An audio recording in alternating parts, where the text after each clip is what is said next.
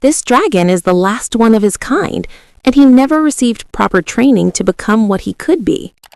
All the animals keep making fun of him, so the dragon challenges himself by traveling to the land of evil. Long time ago, the earth was divided into two parts, Iceland and Greenland, separated by the dark clouds. As Iceland was ruled by mighty dragons, peace remained in the whole world. Unfortunately, after a few decades, an evil snowman named Arctos took over Iceland and planned to get rid of all the dragons. The last dragon pair tried to run away to Greenland, but Arctos caught them on the way.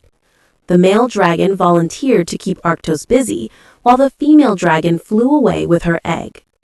She landed in Greenland and met an old friend, the wise raven Kolk. The dragon gave the egg to Kolk and begged him to take care of their upcoming son, Tabaluga. He's going to be the last one of his kind and the awaited hero who will defeat Arctos in future. Before dying, the dragon left a message for Tabaluga, which advised him to find his fire and beware of deadly Iceland. After a few days, the egg hatches and a baby dragon jumps out of it. Kolk gets mesmerized by Tabaluga's cuteness and takes care of him like a real parent. He teaches the dragon how to walk, talk, write, and even fly, but the only thing Tabaluga wants to learn is breathing fire. One day, while playing with his beetle friend, Bully, Tabaluga sneezes and spits a little bit of smoke. He gets really excited and keeps sneezing to get the fire out, but unfortunately, it doesn't work. Tabaluga gets really disheartened because he can't fly properly or breathe fire like a real dragon. Seeing his miserable condition, Kolk advises the dragon to stop forcing nature. One day, he's going to become the mightiest dragon anyway. Saying this, Kolk gets back to work and asks Tabaluga to bring some more herbs. On his way, Tabaluga finds some naughty weasels about a secret plant to cure his fire breath. Bully keeps stopping Tabaluga, but the desperate dragon falls for the lie and eats the mysterious plant. He starts to scream in pain and hits a beehive before falling in water. All the animals witness this incident and make fun of the poor dragon. Bully tells everything to Kolk, who advises Tabaluga to stop torturing himself. There's nothing he should be ashamed of. Sooner or later, he will discover his fire breath anyway. Tabaluga is tired of hearing this advice and wants everything right now. In anger, he runs away to a corner and sits beside a giant rock. Tabaluga starts blaming himself for everything and believes that all the animals are telling the truth. He can never be a real dragon. Bully gets really frustrated by Tabaluga's behavior and wonders why he even cares about others' opinions. Bully never did that. He never had a bad mood and always focused on enjoying life. He wants Tabaluga to do the same thing, but Tabaluga is not in the mood of hearing any advice. He suddenly notices his name on the giant stone because it's the place where his mother died. As half of the message is covered, Tabaluga assumes that his mother told him to find the fire in Iceland. Bully doesn't think it's a good idea, as the Icelanders are really mean and their ruler Arctos is the most evil creature in the whole world. Despite these warnings, Tabaluga still wants to take the risk, because a dragon is not a dragon without the fire breath. Bully can't leave his best friend, so he agrees to go to Iceland. They rush to the border and fly into the dark clouds. After passing through a heavy storm, Tabaluga and Bully fall on the snowy mountains. Bully gets really excited because it never snows in Greenland. While playing, he suddenly notices giant ice bears marching towards them. They don't look friendly at all, so Tabaluga and Bully immediately hide in a corner. Once the bears leave, Bully starts looking for directions, but Tabaluga has found something else. There's a beautiful girl dancing and singing on the frozen lake. It's the most mesmerizing view Tabaluga has ever seen in his life. However, Bully says that all of the Icelanders are evil, so this beautiful girl may shoot poison out of her eyes. It's better to stay away from her, but Tabaluga can't stop watching the beauty. Suddenly, the ice slips and Tabaluga rolls down like a snowball. He apologizes to the girl and starts admiring her talent, but the girl seems happier than him. She introduces herself as Lily, who has been waiting for a dragon all her life. She wants to inform Arctos about the dragon, but Tabaluga is afraid of that monster. Hearing this, Lily explains that there must be a misunderstanding. Arctos is not a monster, but a kind protector of all the Icelanders. Tabaluga gets really shocked and calls Bully to hear the truth. Seeing a Greenlander, Lily gets scared because she always thought that Greenlanders are evil monsters who like to rip off the heads of the Icelanders. Little does they know, both Greenlanders and Icelanders were living with misconceptions about each other. Even the bears they saw earlier are sweet and friendly. Lily's best friend is also a bear named Limbo. As soon as he hears about the last dragon, he rushes there to meet Tabaluga. The first thing he says is asking Tabaluga to show the fire breath. Poor Tabaluga gets sad and explains that he came to Iceland to find his fire. Lily believes that Arctos must have a solution, so they shouldn't waste more time, but Bully is still doubtful about Arctos. However, Tabaluga is ready to go because he thinks a sweet and beautiful girl like Lily can't deceive anyone. After passing the crystal forest, Lily takes them to the frozen bridge. Limbo is scared of heights and doesn't want to step on the bridge, but Bully is ready to help him. He keeps the bear distracted until they reach the other side. Limbo gets really happy and realizes that Greenlanders aren't as evil as he thought. The Icelanders' Valley is located at the center of mountains, so everyone gets on Limbo and uses him as a sledge to slide down to the bottom. After reaching the valley, Lily takes everyone to Polaris, the palace of Arctos. Before entering, Lily asks Bully to hide, because the Icelanders are not welcoming towards Greenlanders. However, they will love to see the last dragon. As soon as Tabaluga steps forward, everyone starts staring at him. Arctos hears the noise and comes out to see what's happening. Lily immediately presents the dragon, which makes Arctos really happy. After hearing Tabaluga's story, Arctos volunteers to help him. He calls the dragon forward and asks him to make himself comfortable. Unlike Greenlanders, no one is going to bully Tabaluga here. The Icelanders love him unconditionally and also know how to cure his fire breath. Arctos claims to be the closest companion of dragons, and before they died, the dragons gave him the secret to fire breath. The source of eternal dragon fire lies under Arctos' castle. He invites the visitors inside and reveals a secret door. Lily and Limbo want to follow Tabaluga, but Arctos stops them by saying that only dragons are allowed in the secret tunnel. If anyone else goes near the eternal fire, he will be burned to death. After Arctos leaves with Tabaluga, Bully asks Lily why she believed everything Arctos said. If the fire burns anyone beside a dragon, then how did Arctos enter the tunnel? Lily and Limbo start wondering too and follow Bully inside the tunnel. Meanwhile, Arctos keeps asking several questions to make sure that Tabaluga is the only dragon left alive. The tunnel ends up at a cave with blue flames burning in a giant hole. Arctos calls it magical flame and asks Tabaluga to jump inside it. Luckily, Tabaluga notices the dead bodies of dragons and steps back. Arctos freezes the dragon's feet and starts laughing at Tabaluga's helplessness. He is the murderer of all dragons, but he always knew that the last dragon was alive. Therefore, Arctos used magic to create a beautiful creature and named her Lily. She is nothing more than a dragon trap to lure Tabaluga. Lily hears everything and regrets putting Tabaluga in danger. She asks Limbo to distract Arctos so she can find a way to save Tabaluga. Before killing the dragon, Arctos starts singing a song about himself being superior to others. He calls himself the Lord, while the other creatures are just filthy rats for him. He is even proud of his evil deeds and believes that the devils must be jealous of him. Once the song ends, Arctos turns Tabaluga into an ice statue and pushes him towards the giant hole. To stop him, Limbo starts singing and distracts Arctos with his funny dance. Bully reaches there too and insults Arctos to make him angry. Arctos runs to kill Bully, so Lily takes this chance to check on Tabaluga. She hugs the dragon's lifeless body and apologizes for what she did. Lily didn't know Arctos was a monster, otherwise she would have never brought Tabaluga here. Little does she know, Lily has a special bond with Tabaluga, and her touch melts the ice.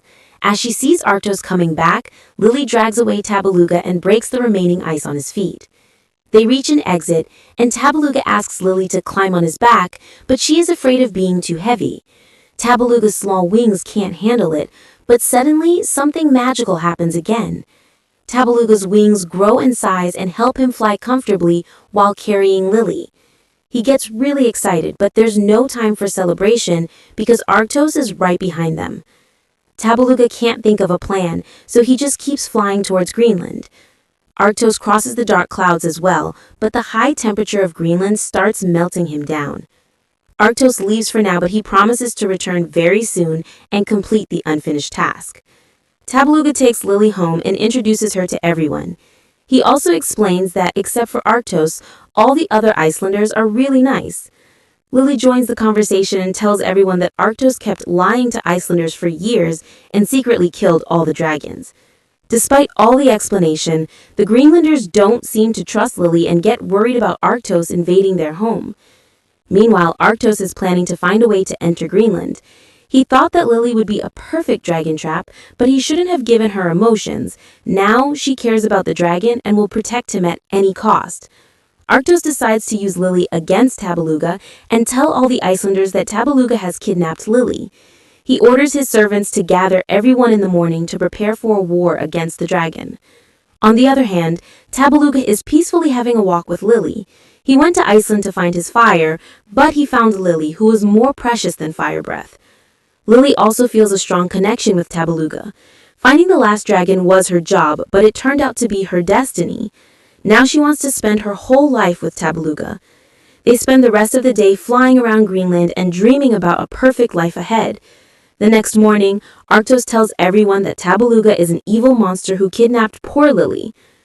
As revenge, they are going to attack Greenland and kill that last dragon. All the Icelanders agree with him and prepare for the war. Limbo hears the announcement too and rushes to inform Lily. The other Greenlanders also hear about the war and blame Lily and Tabaluga for putting everyone in danger. Now they all are going to die. Lily regrets coming here and decides to return to Iceland. She needs to spread awareness among her people so they can stop following Arctos' orders blindly.